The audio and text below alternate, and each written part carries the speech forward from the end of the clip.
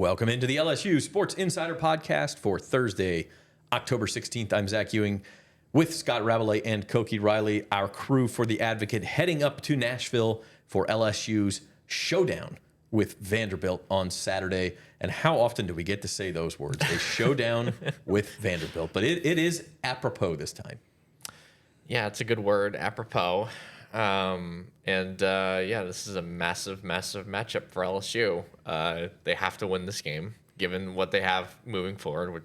Next week they face a Texas A&M team that you can argue is the best team in the SEC right now, and then they face an Alabama team, which is probably the hottest team in the SEC at the moment, outside of Texas A&M. So it's a really tough. So this is a really important game to sort of show that they're ready for those two mammoth matchups coming up for them. Yes, it's certainly the first time in Koki's lifetime, mine too, that LSU, you can say, is a massive matchup with Vanderbilt. This is my trivia question I'm going to ask people all week. What was the last time LSU played a ranked Vanderbilt team? Care to guess? I'm going to say 1948 just because of the other Very thing. close, 1947, okay. Yeah. So, yeah. You were there for that game? I was, yeah. I was. Wow. Leather helmets, you know. Yeah. I mean, but in all honesty, like, you are talking about a different sport. The last time Vanderbilt and LSU were, Totally, you are talking about a different sport. This is really unprecedented. And we're going to dig into it. We've got a lot to get to with this matchup. First, we want to let you know that the LSU Sports Insider is brought to you by Jerry Lane Cadillac. Command the road in a Cadillac where luxury, power, and presence come together. Experience it today at Jerry Lane Cadillac. If you're in the market for a new car, check them out. Tell them that we sent you. Okay, 11 a.m. Saturday, ABC in Nashville. No word on if bachelorette parties will be joining the fray or if it will just be... This came up in pre-show. Nashville and bachelorette parties. You don't know this connection? It's like a whole. I thing, haven't man. been invited to too many bachelorette parties. But I mean, you got to walk down. What is it? Broadway. Broadway. And Yeah. You just walk down and just listen, man. You'll hear them. Okay. You really haven't been invited that many bachelorette parties? That's stunning. I'm shocked. It is as stunning as this fact. Vanderbilt is favored over LSU. The Commodores are 2.5-point favorites. I don't mean that in a disparaging way, but I don't think, even knowing that Vanderbilt had a good team coming into this season, I don't think that if you found a look-ahead betting line, I don't think that if you asked anyone that they would have Vandy favored in this matchup. But here we are, power rankings and such that Vegas uses, and obviously this line opened, I think, Vandy 1.5, and it's actually moved up to 2.5, right? It's not. Right. There is money coming in on Vanderbilt. Now, there's still a couple days before game time. Betting limits go up late in the week and things like that, and things could change. But there seems to be some genuine support for the Commodores as the team that should win this game. Not that could, but that they should, and that is different.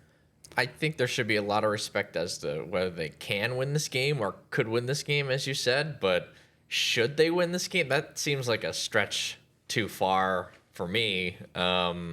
So let's look at what they've done this season. They beat Charleston Southern 45-3. They beat Virginia Tech, which already fired its coach, 44-20. Granted, that was on the road. They beat South Carolina 31-7, and Lenore Sellers only played for a quarter and a half of that game. Mm-hmm. They beat Georgia State 70-21, and they beat Utah State 55-35. Three of those teams are, not great G5 teams. One team fired its coach, and the other team LSU just beat. And granted, Vanderbilt beat them by more on the road, but Sellers got hurt. So my point is that, like, what has Vanderbilt done this season? And they also lost to Alabama 30-14 on the road. What has Vanderbilt done this season that makes you scream that they're going to be better, that they can beat a team like LSU? I will, even if it's at home. I will answer that question when we get to a later segment, because I do have one thing that I would say, but I'm going to hold on to my answer. I do want to say this, though, like, it's interesting because, Rab, another thing we were talking about before the show, Vanderbilt is really trying to make history here. They have not defeated LSU since 1990. And by the way, that was, I believe, a 1-10 Vanderbilt team, and their only victory that year was over a ranked LSU team. So it was a total aberration. There was a controversial offensive pass interference penalty against LSU. On Todd Kinchin in the end zone. Wiped out what would have been the go-ahead touchdown for the Tigers. I mean, It was one of those games where everything that could go wrong went wrong for LSU. That's the only way that they've lost. LSU and Vandy don't play a lot. But my question for you is, who has more pressure in this game? Is it Vanderbilt, who, if you're ever going to beat a team like, they beat Alabama last year, but if you're ever going to beat LSU, if not now, win?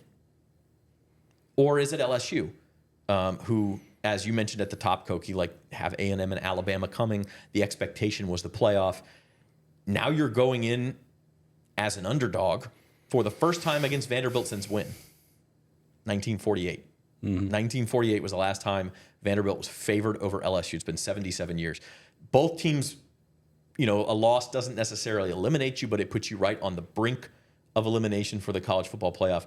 So who has more pressure, LSU or Vandy?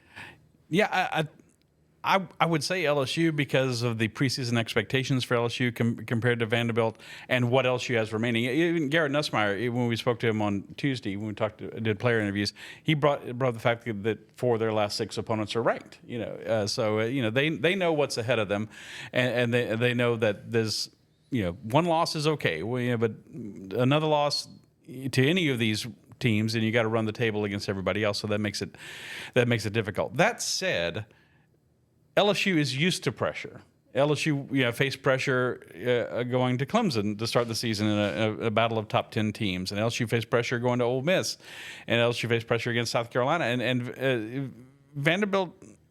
They had a big game last week against Alabama, and they played well. They played well in Tuscaloosa, lost by 2 touchdowns, but they had their opportunities. But this is really uncharted territory for Vanderbilt football. And obviously that history of first ranked Vanderbilt team against LSU since 1947, and first time they're favored against LSU since 1948. It's interesting to us, very interesting, but to the players, I don't think that doesn't mean anything. But they are in the role of being the hunted instead of the hunter, for the first time. And this is a very strange place for Vanderbilt to be. And so, I think there's pressure on them because their second half of the season is also very difficult. I believe 4 of their last 6 opponents are also ranked. It's Missouri, Texas, Auburn, Kentucky, Tennessee. Yeah. So 2 of those games are pretty winnable for them, but they got at Tennessee, at Texas, even Missouri next week. That's not easy. No, it's not. So a similar boat for Vanderbilt if they harbor any hopes. So yes, I would say there's more pressure because of the unusual nature of the game and the point spread and people talking them up and they're at home and everything. Yeah, I think there's a little more pressure on Vanderbilt. Yeah, I agree with you guys. I think a lot of people say there's pressure on LSU, and there is. We were kind of joking, here's a fact Brian Kelly doesn't want you to know, that LSU hasn't been an underdog at Vandy since 1948. So don't blow it, BK. But I think that's right, Koki. You got to look at Vandy too. Vandy is also trying to take a step. They beat Alabama last year. That was a total shock, and I think they caught the Tide by surprise in that game. There's not going to be any of that anymore for this team, at least when Diego Pavia is there. Everyone knows you've got to take the Commodores seriously. Yeah, everyone knows they need to take the Commodore seriously, but I also think to sort of answer the question you gave to Rab, more pressure is on LSU in this game. I don't think it's even close. The reason why is because if they lose this game and LSU has obviously Alabama and Texas A&M moving forward, do you really think they're going to win one of those games, let alone both of those games, to stay in the playoff hunt? And the expectations for this team, this program, is to make the playoff. And I don't know, if you lose to Vanderbilt and you lose even one of those 2 other games, you're not making the playoff. And guess what? Your season is quote unquote a failure. And that's just going to put more pressure on Brian Kelly. That's going to put a lot more pressure on this program.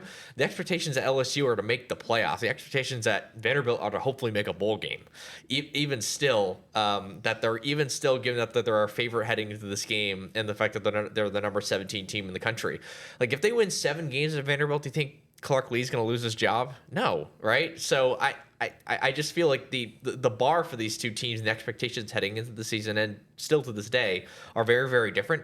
And because of that, Vanderbilt is just a much more room for error, given that they already have 5 wins, right? So I don't know. That's the way I look at it. The only way that I will push back is and this is very timely, as a fan of teams that do not have historic success, ahem, Seattle Mariners. Okay? When you get in a situation where you have a legitimate chance to do things that your franchise, program, whatever, has never done before, you don't know when that chance comes again. Okay? The Mariners are in the ALCS. I don't know when they'll ever get there again. As a fan, I feel a tremendous amount of pressure on this because it's been 25 years. I may be an old man by the time they get this chance again. Okay? I understand what you're saying. Like, Clark Lee is not going to lose his job. They could lose out and he's not going to lose his job. Brian Kelly very much has more pressure on him. But as a program, as a fan base, and maybe the players feel that, maybe they don't, but do you get the angst, especially as college students going to class with some of these? Like, this is Vanderbilt's chance, man. Diego Pavia is gone after this year, we think. And it's not going to be like this every year at Vandy. LSU, like, look, you lose this game. Yeah, you're disappointed. You're pissed off. But LSU's going to have another good team next year, and they're going to have a really good team at some point in the next 5 years. Like, they're going to be back here. So that's my only pushback, is that this is Vandy's chance, man. If you don't take these chances, that you don't know when they come again. Yeah, this is a charter member of the SEC since 1933 that's never won the SEC.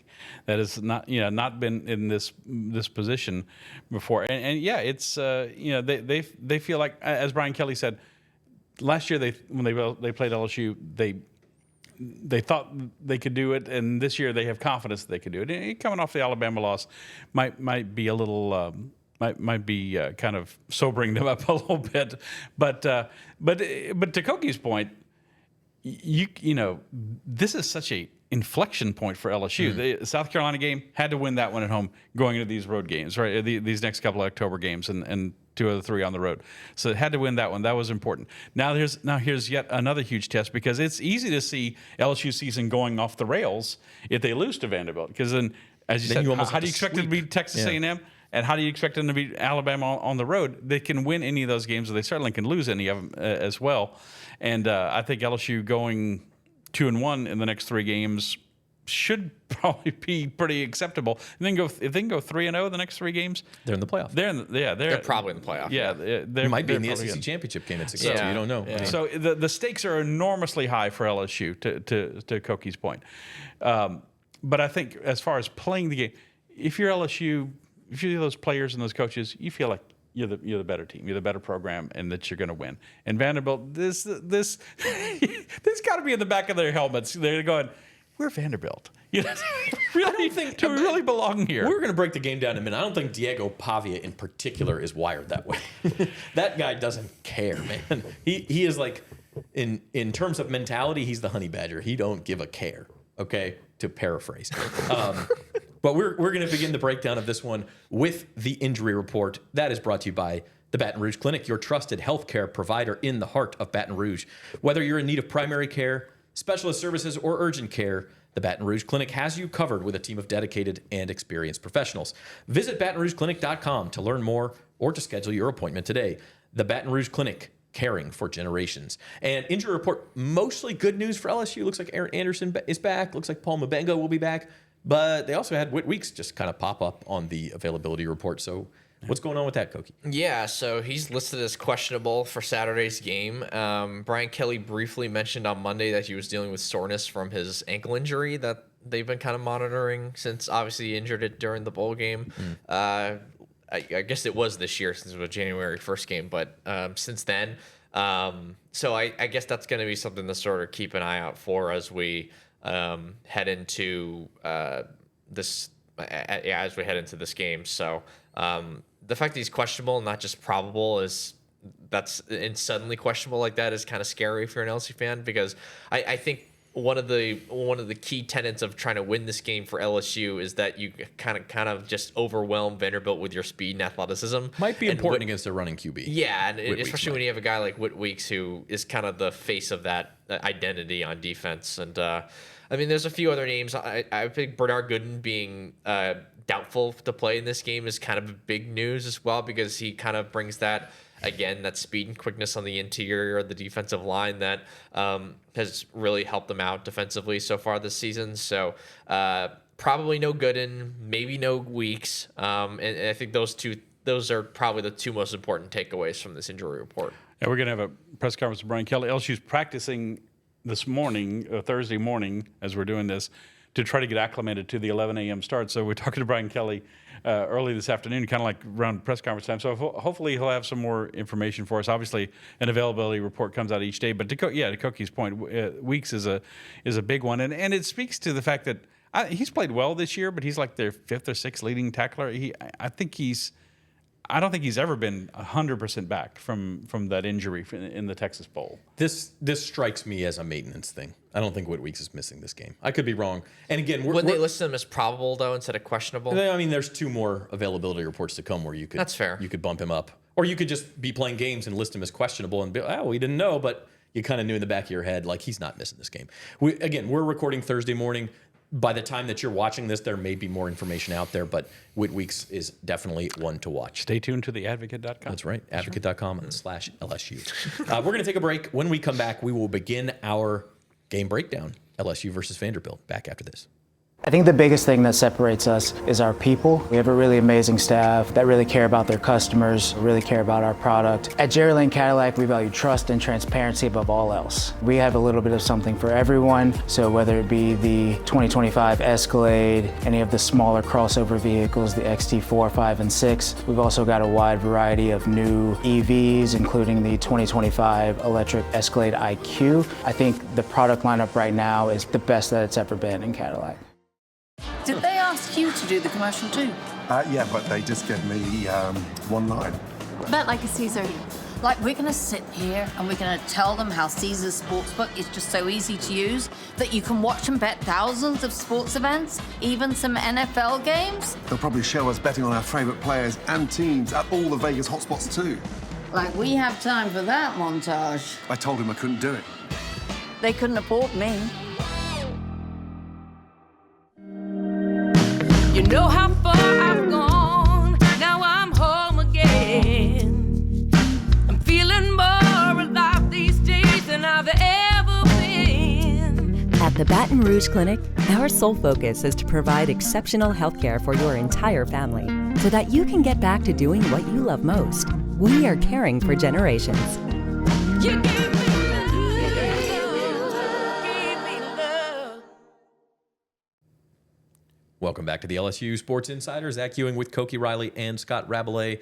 We encourage you to subscribe to the LSU Sports Insider on YouTube. Want to leave your LSU Vanderbilt predictions? I'm going to pick out the best one in the comments, and I'm going to shout out whoever had the closest prediction next Thursday. Nice. I like that. We're going to give a little shout out to whoever. But it's got to be on YouTube, okay? Facebook, it's a lot harder to track the comments. It's a lot harder to get back to them. So go over to YouTube, subscribe to LSU Sports Insider there. Leave your prediction in the comments. While you're at it, hit the like button. Let us know how we are doing. You're throwing out a carrot there. It sounds like. Yeah. We're going to shout you out on this very fine podcast, this award-winning podcast. Okay. When LSU has the ball, this has been the topic of much consternation all year long. Vanderbilt, I think a lot of people look at them as like, oh, they got Pavia, but they're not going to be able to stop anybody. That is not entirely true. Vanderbilt is top 25 in the nation in rushing defense, I believe. Koki, it looks like you may have the numbers in front of you. I know for sure they are top 10 in forced fumbles. That might be an issue for LSU. Now, that there is maybe a little bit of luck involved in that number, but this defense is not, you're not just going to breeze by them. Yeah, absolutely. And it's a veteran team and a veteran defense. I was filling out the depth charts for our print paper the other day. It was just senior after senior after senior after senior. That's particularly true on their offensive line, but since we're talking about their defense is just veteran-laden guys who've been there for a while and know exactly what they're doing out there. And I think you can definitely see that in those run defense numbers, right? Because if you have a veteran group, you kind of know how to fit the run. And that's exactly what this team can do. I think LSU's best chance again, like on defense, is offensively just using their athletes to their advantage, especially on the outside where you have a guy like Trey'Dez Green, right? Aaron Anderson potentially coming back. Even a guy like Barry and Brown using their speed and athleticism to their advantage. And so LSU, what they've got to do is put themselves in decent down and distance situations to get to there. But the goal in this game should definitely be to get the ball out to their athletes and just try to out-athlete Vanderbilt as much as they can, because they do have the better athletes than Vanderbilt, despite the fact that they are not the favorites in this game. Yeah, I know the score was only 20-10, but why against South Carolina for LSU? Or why was it just 20-10? Because LSU was its own worst enemy. Jawan Johnson fumbled into the end zone for a touchback. Nussmeier got picked off at the 1. They get down to the 1 later in the game, and they get pushed back to the 5. And of course, once again, can't stick the ball in the end zone in a short yard situation, and they have to settle for a field goal. But it could have very easily been a 34-10 or 38-10 game. LSU dominated this game in a lot of ways. So I would say that the offense, and if they get Aaron Anderson back, which we assume that they will, or it seems likely that they will, is trending upward. The running game showed a pulse. Obviously, 166 yards, a season high against South Carolina. That's not. Like what Navy does, their total run-oriented offense, but it's trending in the right direction for LSU, and good run defense for Vanderbilt. They're also 82nd in the nation, 15th in the SEC in pass efficiency defense. So I think the matchup of LSU's passing game to their passing defense and LSU's pass defense to Vanderbilt's passing game, which is good. Diego Pavia is a very good player. Both are in LSU's favor. So I would say it's a little bit of a wash. Obviously, a magic number for LSU, 130, 140 yards rushing in this game. If they can do that and don't turn the ball over, don't just kill themselves with turnovers, I think they win the game. But can they get there? Obviously, is the big question. But having Anderson back, and another weapon for Nussmeier continues to stay healthy, and he's kind of banged up. Like he told us Tuesday, it's the football season. No one's totally healthy, and we saw him carrying a walking boot into the football complex Monday. Obviously, he'd been wearing it over the weekend. I would think that's my assumption, but if he's getting better with his core and everything, then that's another plus for LSU. But I think there's reason for optimism for LSU if they can be a little cleaner. Now, again, gotta avoid the turnovers. But Vanderbilt, Pavia had 2 turnovers in the red zone too against Alabama. Yes. So those are big. I find this time of possession, I think, is kind of an overrated stat in football in general, but I do find this to be instructive. LSU is, middle of the pack in time of possession, 30-25 per game. That's 56th in the nation, okay? Vanderbilt's only slightly better, 30-43. That's 49th in the nation. But they were in the top 25 in this stat before they played Alabama. Alabama held the ball for almost 38 minutes against Vanderbilt. If you watched that game, you saw how Alabama won. They got a lead. They just did not give the Commodores the ball back in the second half. I mean, it was just really long drive after really long drive.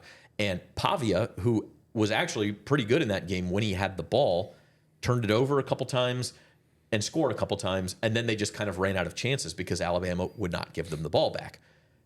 I'm not sure LSU can do that. And we're about to talk about the Vandy offense versus the LSU defense in a minute.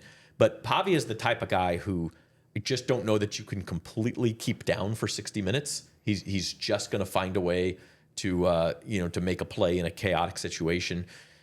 So is time of possession important in this one for you guys? LSU has to be able to hold on to the ball a little bit. That means don't turn it over.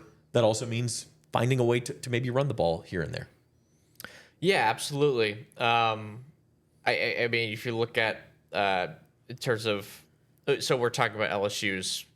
We're still talking about LSU's offense. I realize okay. that was a convoluted question, but I guess I'm just thinking in terms of sometimes the best defense is a good offense. I know LSU has a very good defense. I don't think you want them out on the field for 38, 40 minutes against this Vandy offense. No, because Vandy, they take the air out of the ball, right? Like that's still kind of their goal on offense is to win the possession battle, not leave their defense out there on the field for too long, especially given their pass defense, which again, has allowed the highest completion percentage in the SEC so far this season at 66.8%. So that's something to sort of keep in mind, and why LSU should be throwing the ball in this game and keeping the ball. Like, if you can do those two things, while utilizing the athletes that you have at your exposure, that's a good recipe for success, because you can't let Vanderbilt control the pace and style of this game, because that's how Vanderbilt wins these football games, is because they control the pace and style of the game, because they don't make a lot of mistakes, they run the ball well, and if you're LSU's offense, you got to keep your defense off the field in order to control that pace, and you got to get the ball at your athletes. But to your point though, Vanderbilt is definitely a team that's going to want to control the pace of the game, and getting off the field. And staying on the field, if your LSU's offense, is going to be important. Early game momentum could be big in this game. Vanderbilt, I don't know what the crowd's going to be like. I think there'll be a lot of LSU fans there, but it's going to be a full little stadium. It's not going to be like 2019 when LSU had 75% of the fans. No, there were only a few hundred Vanderbilt fans in the stadium that day. It's gonna be lively. It's gonna be electric. It's gonna be like it was kind of like when LSU went to South Carolina last year. Now they got behind that game 17-0 and somehow pulled that game out. I don't think that's a recipe for success. You don't want to do that in this game against this team. Speaking to what Koki said about how they like to play, LSU's offense has been terrible to start the games this year. They have not scored on their first drive of this year. They've gone 3 and out 4 times. It's been bad. They need a sustained drive, even to go down and kick a field goal. If it kind of peters out and they get a Ramos field goal, which I think is how they're going to score a lot Saturday, is important. So, you can't let Vanderbilt control. I do think time of possession is key. You can't let them just keep the ball away from your offense, which has the quick strike capability and the ability to score. So I think, yes, to your question, that is very important Saturday. Okay, flipping over to when Vanderbilt has the ball, they have this quarterback by the name of Diego Pavia. You may have heard of him. He's been around for a while. He got the extra year of eligibility this year. He's back. He's like 24, 25 years old. He's very good. And the reason I think that he should worry the LSU defense is because as much chaos as LSU's defense likes to create, that's Blake Baker's calling card, Diego Pavia can thrive in those situations. He's got a little bit of that Johnny Manziel. Johnny Manziel, in fact, has been at some Vandy games this year, kind of taking Pavia under his wing. He was at the Alabama game. Yeah, he's got that Manziel-esque ability to him, to where you think you've got him, you think he's in trouble, and he's like the meme of the old guy, call an ambulance, but not for me, where he's like, oh crap, he kept the play alive long enough for somebody to pop open downfield, and you just gave up a big play. Yeah, he's slippery. Tacklers bounce off him quite often. He's stronger than he looks. He's not as fast and as strong as someone like Lenore Sellers is, who was literally having LSU players bounce off of him like they were rubber bullets. But he's sneaky.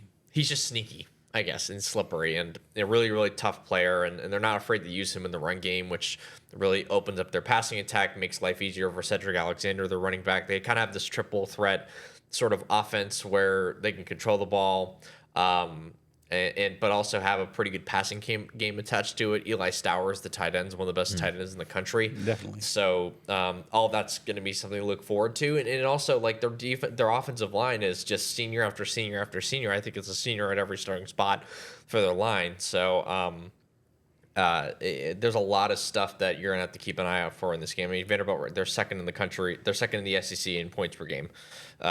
So this is a team that's built on its offense, built on its ability to control the pace of play, and it's gonna be very, very important for LSU's defense to get off the field in this game. Pavia, of course, is one of those players. The Johnny Manziel comparison is apt. He's one of those players that infuses his team as a good quarterback should, with confidence, with energy, maybe making them punch above their the weight class. That said, LSU was 2-0 against Johnny Manziel. The LSU was able to contain him both times they played him, and they beat Diego Pavia last year in Baton Rouge, only by a touchdown, it must be said. So they've got to try to do that again, and that's why it's key. Whit Weeks being questionable as of Wednesday's availability report is key. He can play because you need Whit Weeks and Harold Perkins to be going, sideline to sideline and doing the things they do. And Whit Weeks infuses the LSU defense with a lot of confidence and energy as well. So those are two kind of kindred spirits, I think, for these for the Vandy offense and for the LSU defense. But yeah, you have to give them their respect. Some of the games they've won in the last few years, they're 5-1 so far this year against not a great schedule, it must be said. But nonetheless, they've won most of the games, and losing Alabama was no big sin. So it's a challenge, and he's a challenge. And if you let him have his way, the LSU defense is kind of like, I think they've been very good all year. But you look at Trinidad Chambliss, in the Ole Miss game, and he was able to convert a lot of third downs with his arm, with his legs. LSU's got to avoid that Saturday. They got to do a much better job of that than they did at Ole Miss on 2 weeks ago. I mentioned this on Monday's pod, but when South Carolina was having success, and South Carolina couldn't stay out of its own way with penalties and sacks, it didn't work long term. But when they were having success against LSU, they were using the defense's aggressiveness against it. Everything was to the same side as the blitz or the same side as the pressure, and they were just squeaking out. I almost wonder with Vandy, do you almost want to get slightly less aggressive, especially with Pavia? Just contain him, make him stay there, and make a traditional style play rather than get him into this freelance situation where he excels. That's what worked for LSU against Johnny Manziel back in the day. I'm obviously not the same player in the same situation, but that to me is remembering that, covering those games. That to me is kind of the recipe of what you want to do. Yeah, make him stand in the pocket and deliver against that secondary. That's what you want to do. Last point I'll make on the Vandy offense before we move on. You asked early, Koki, why would Vandy be favored? You read some of the results. And I know that the schedule's not great, but 44-20 over Virginia Tech, 31-7 over South Carolina, 70-21 over Georgia State, 55-35 over Utah State. These point totals, like throughout the Southeastern game, LSU hasn't gotten to one of those point totals a single time. LSU couldn't score 70 points against Air, man. They put up 70 points. If you let this offense get rolling, they will finish in the red zone. They will wear you out. That is Vandy's path to a win here, and they're not putting up 70 points on LSU. Don't get me wrong, but I do think that their firepower is such that what we know about LSU's offense, if they do what they want to do, if they execute how they want to execute, LSU's going to have a hard time keeping up with it. When they faced a more athletic team against Alabama, they only scored 14, though. So with 2 red zone turnovers. But, that's fair. But I think Vanderbilt can move the ball at least somewhat in this game. But again, it's going to come down to can they sustain for 4 quarters against a team that's just simply more talented than they are. That's kind of the biggest question mark of the game for me for Vanderbilt, because it's can you keep up? Right, because their best path to winning, weirdly, is controlling the game. But can you keep that up when you're facing a team that is bigger, faster, and stronger than you are? Sure. So Vandy is also coming off its bye week, or something we haven't mentioned yet. Yes, but they do have a rest advantage. Okay, let's do keys to the game. Then we're quickly going to go around the SEC and make our picks. Koki, what is your key to LSU Vandy? Without giving away your pick, what does LSU need to do to win this game? Sort of what you guys were just talking about, is just making Pavia into a drop back passer and really kind of shutting down that run game, making sure the triple option threat that they have is reduced to one option, which is just throwing the ball. If you force him to be a pocket passer and you're forcing those wide receivers to make plays, and you have someone on Stowers, that's kind of the key to this game overall, really, honestly. Scott?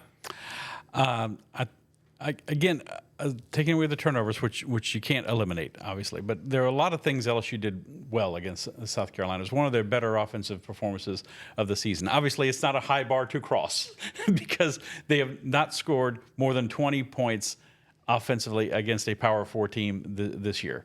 To your point, it's a very big red flag, but they had good balance. Zach Mettenberger. His name pops into my head once in a while when I talk about Nussmeier. Garrett Nussmeier didn't get sacked.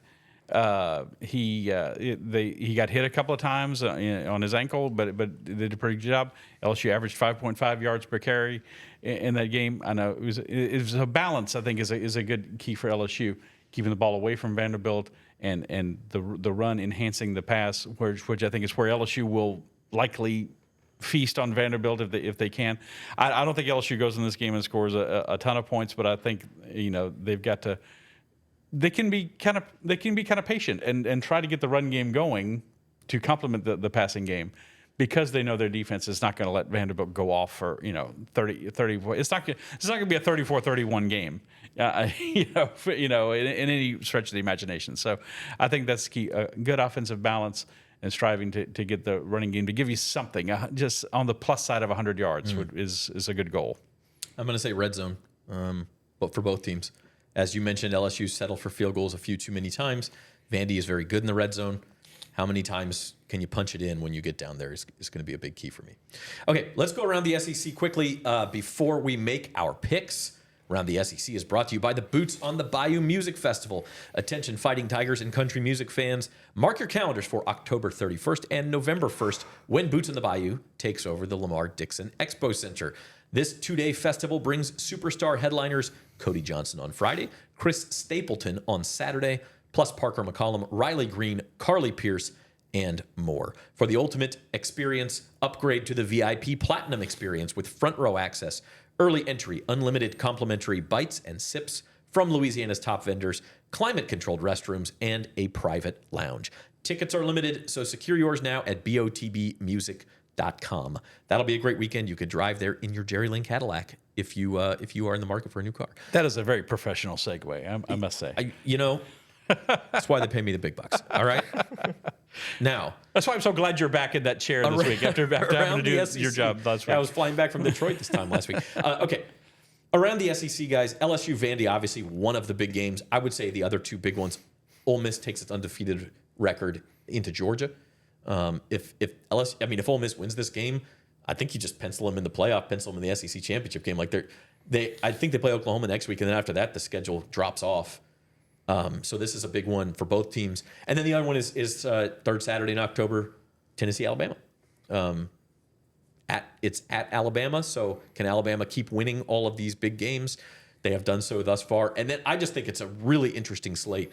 Like Oklahoma on the road, a lot of road tests. Oklahoma at South Carolina, Missouri at Auburn, Texas at Kentucky, Texas A&M at Arkansas. Like somebody's going to trip up who is still in contention for the playoff, but is going to go on the road and stub their toe this week. It's a great weekend in the SEC. A lot of big games. Ole Miss at Georgia. That's an interesting game because Ole Miss, we all think is good. I think they're a tiny bit overranked, in the polls, but nonetheless, they've shown their stuff so far this season. But for Ole Miss, this game is like the LSU game is for Vanderbilt. This is kind of uncharted territory. Like you said, they're on the precipice of, we can make the playoff. We can. Our path is clear to the playoff and maybe to the SEC championship game, which they never played in, and they haven't won the SEC since 1963. They've got to go do it, and they got to go do it in a really tough place against a Georgia program that is the establishment now. They are the program to beat in the SEC for the most of the last 10 years. So a very interesting game, and also Texas A&M at Arkansas. Texas A&M, they know they got this big game at LSU next week. Arkansas's got a very good offense. Their defense is terrible. Le'Veon Moss is hurt. I know their other running back who's going to play is good, but Arkansas is a more explosive offense, and they can catch lightning in a bottle. With Bobby Petrino, he's a very good offensive coach, the interim coach now. I give Arkansas a puncher's chance. They play teams tough, man. Yeah. Koki? Yeah, so beware of Missouri at Auburn. That could be an upset game. Missouri's only, I believe, favored by 1.5. Yeah, so it wouldn't be much of an upset. Auburn's due. Auburn's due for a win. It's at home at night at Jordan Hare. So that's just a really tough environment for Missouri, and Auburn's due to win one of these games at some point. By the way, Missouri's first road game of the year, which even more so. Is it really? Yeah, they've had 6 consecutive home games after like an emotional game against Alabama. Yeah. So it's a really tough spot for Missouri. I might actually pick Alabama in that game. I think Mississippi State, Florida is pretty interesting too for both the Billy teams. Napier Last Stand Part 72. Yeah. USA Today reported this week that Napier is on his way out with their next loss. Obviously, you wouldn't expect that to come against Mississippi State, but is that a distraction? I mean, Mississippi State's better than they were last year. Like, they could go in there. Billy's got more lives than a cat, man. I tell you. If Mississippi State wants to show that it's really improved this year, they win this game, right? True. And they are improved. Even though it's on the road, you need to win this game to show that your program's going in the right direction, right? This isn't like a Vanderbilt situation. Like, Mississippi State has been very competitive in the SEC before, right? So, like, if you want to show that, if Jeff Lebby wants to show that he can be the coach there for the near future at least, he kind of needs to win this game because the schedule isn't going to get any easier after that Florida game. And also Texas, Kentucky, Kentucky's the worst team in the league. But like Texas, I don't know. Like, can you trust them any week? No, and you guys know I like to look at the betting lines. Like, throw out LSU, Vandy, and Mizzou, Auburn because those spreads are within 3 points, and those are like toss-up games by definition. Yeah. The other spreads: Oklahoma by 5.5 on the road, Texas A&M by 7.5 on the road, Georgia's 7.5 point favorite, Florida 9.5, Texas 12.5 on the road, Alabama 7.5. So you have some like clear favorites. One of those teams that's favored by all those points is going to get upset. I'm just calling it right. It's not. I agree. Like, I would not parlay all the money lines. Somebody's getting upset this week, agree. and it will shake things up. And again, throwing out LSU, Vandy, and Mizzou, Auburn because those are toss-ups anyway. I can't believe Florida's a 9.5 point favorite over Mississippi State. That's ridiculous to me. If not more than one somebody. So I would bet on Arkansas. I'd take them. That's 7.5. Definitely. I mean, Arkansas has been feisty. All right, time for picking. Speaking of betting lines, as we mentioned at the beginning of the show, Vanderbilt is favored by 2.5 points over LSU. Leave your picks in the comments below. As we said, we're going to give a shout out to whoever gets closest to the final score on next Thursday's show. Reed Darcy is not here, but he did leave us a pick. He has LSU 24, Vanderbilt 21. Close game, fairly low scoring game. He has the Tigers finding a way. How about you, Koki? I went LSU 21-14. I just think they're going to overwhelm with the athletes, and at the end of the day, I'm going to pick the team that has clearly the better athletic players, and that's LSU. And maybe I'm simplifying this thing too much, but that's how I really feel. So, Koki, you've been picking a lot of low-scoring games, and you have been right a lot. LSU continues to play these low-scoring games, and they have been comfortable in them. So we'll see if that happens. What's the over/under? It is, I've got it right here. It's 48.5. Yeah. So pretty high compared to what Koki picked. Going under. He's been going under every week, and he's been right almost every week. So, now, last week was the fumbles on the goal line. That's going to make a game go under. But, Rab, where are you at? I'm also going with the under. I'm picking LSU 23, Vanderbilt 20. Very similar score to Reed's score. I'm just realizing as we're showing the graphic here, I don't have. You're picking LSU, right? It just says 23-20, but it doesn't say LSU. Oh, yes. That's 23-20 Yeah. LSU. There's a lot. Vanderbilt's confident. They have a good quarterback. They have a veteran team, as Koki mentioned. There's a lot to make you want to pick Vanderbilt, but I just can't wrap my head around it. I'm from Baton Rouge. I went to LSU. It's Vanderbilt. It's LSU. I mean, come on. Let's be real here. LSU's 14-1 against Vanderbilt going back to 1976, and the one loss was, I remember that game very well. It was an 11:30 game on Jefferson Pilot. It was the start of Mike Archer's the beginning of the end for Mike Archer as LSU's coach back then. So, but it was a game LSU really should have won because it was a very controversial call on Todd Kinchin. LSU has the better athletes. It's gonna, Vanderbilt's gonna be a tougher out, and no question. Everybody says it's not your grandfather's Vanderbilt team or your father's Vanderbilt team, and Clark Lee, a Brian Kelly disciple, by the way. It was his defensive coordinator at Notre Dame.